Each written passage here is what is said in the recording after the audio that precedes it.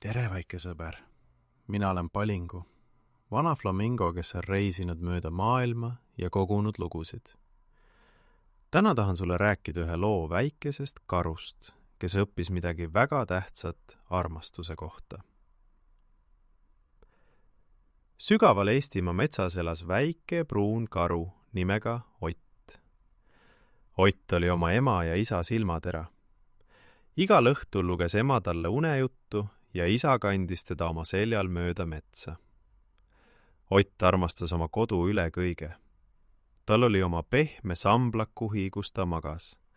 Tal oli oma lemmikpuu, mille otsast ta ronis, ja tal olid oma ema ja isa, kes kuulusid ainult temale. Ühel päeval ütles ema: Ott, meil on sulle rõõmus uudis. Varsti saad sa väikese venna. Ott vaatas ema otsa. Väike vend? Mida see tähendab? Sa saad suureks vennaks, selgitas isa ja silitas Oti pead. See on väga eriline asi. Alguses oli Ott põnevil. Suur vend! See kõlas uhkelt. Aga siis hakkas Ott mõtlema. Kui tuleb väike vend, kas ema loeb siis mulle veel unejuttu?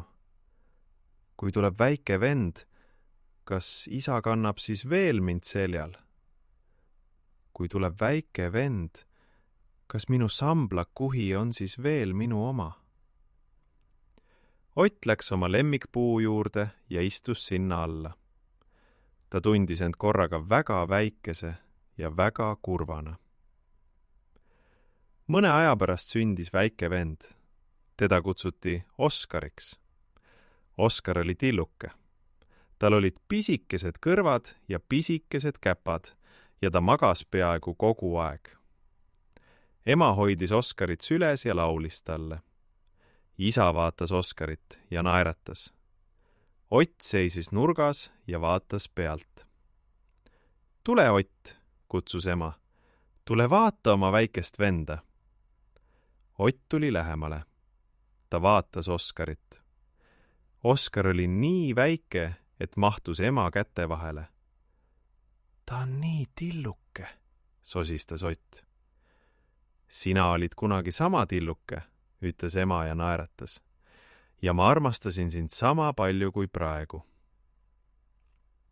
Järgmistel päevadel oli Ott segaduses. Ema pidi tihti Oskarit toitma ja rahustama. Isa pidi tihti Oskarit kandma, sest Oskar nuttis. Ott istus oma samblakuhja peal ja vaatas. Keegi ei küsinud, kas Ott tahab mängida. Keegi ei küsinud, kas Ott tahab jalutama minna. Ühel õhtul läks Ott vaikselt oma samblakuhja peale ja keeras selja. Ema märkas seda. Ta tuli Oti juurde ja istus tema kõrvale. Ott, mis sul on? Küsis ema pehmelt. Ott ei vastanud kohe. Siis sosistas ta. Ema, kas sa armastad nüüd Oskarit rohkem kui mind? Ema võttis Oti oma sülle. Oh, mu kallis Ott, ütles ta. Tule, ma selgitan sulle midagi. Ema küsis. Kas sa tead, mis juhtub, kui perre sünnib uus beebi? Ott raputas pead. Minu süda ei jaga armastust pooleks, ütles ema. Minu süda kasvab suuremaks. Nüüd on minu südames armastust 2 karulapse jaoks. Sinu armastust on sama palju kui enne. Lihtsalt Oskarile on nüüd ka oma armastus. Ott mõtles selle üle. Nii et sinu süda kasvas. Just nimelt, naeratas ema. Ja sinu armastus on alati siin. Ema pani käe oma südamele. Mitte keegi ei võta seda ära. Mitte kunagi. Ott tundis end kohe paremini, aga ta tahtis veel midagi küsida. Ema, kas sa loed mulle veel unejutte? Muidugi, mu kallis, ütles ema. Igal õhtul, nagu alati. Ja kas isa kannab mind veel seljas? Ikka, kostis isa toast. Homme lähme metsa ja ma kannan sind terve tee. Ott naeratas. See oli esimene päris naeratus pärast Oskari sündi.